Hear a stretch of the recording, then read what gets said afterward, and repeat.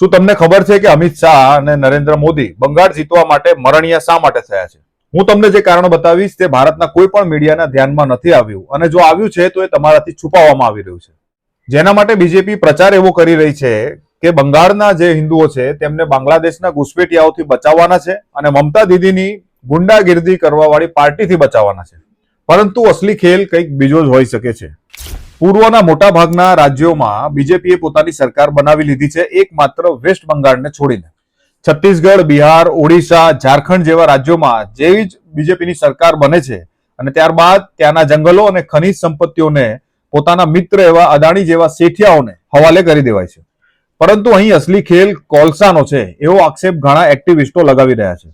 એવું કહેવાય છે કે જંગલો બરબાદ કરીને જે કોલસો કાઢવામાં આવે છે તેને ઊંચા ભાવે વિદેશ મોકલવામાં આવે છે અને વિદેશથી સસ્તા ભાવનો કચરા ક્વોલિટીનો કોલસો અહીંયા લાવીને ઊંચા ભાવે બિલિંગ કરીને સરકારના પૈસા ખંખેરવામાં આવે છે. આવો આક્ષેપ અંદર ખાને ચર્ચાઈ રહ્યો છે, વિપક્ષો પણ લગાવી રહ્યા છે. આપણે દાવો નથી કરતા.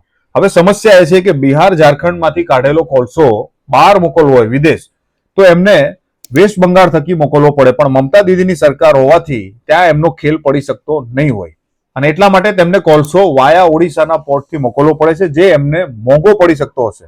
પરંતુ જો બંગાળમાં સરકાર પોતાની હોય એટલે કે મિત્રોની હોય તો પછી જોવાનું શું. દરેક ઝંઝટમાંથી મુક્તિ મળી જાય અને દરેક અધિકારીઓ એમના ઇશારા ઉપર કામ કરશે. અને એટલે જ લાગી રહ્યું છે કે આ ગુજરાતીઓ બંગાળ જીતવા માટે આદુ ખાઈને લાગી પડ્યા છે. જો એવું ના હોત તો તમે વિચારો કે મણિપુર ભડકે બળી રહ્યું છે, છતાં પણ 2,40,000 જેટલા સિપાહીઓ, અર્ધસૈનિક દળના સિપાહીઓ બંગાળની અંદર ઠલવાઈ દીધા છે. બીજી એક સૌથી મોટી સમસ્યા જો બીજેપી બંગાળમાં જીતી જાય તો ભારતના નાગરિકો માટે ઊભી થાય એવી લાગે છે, અને એ છે ડ્રગ્સ.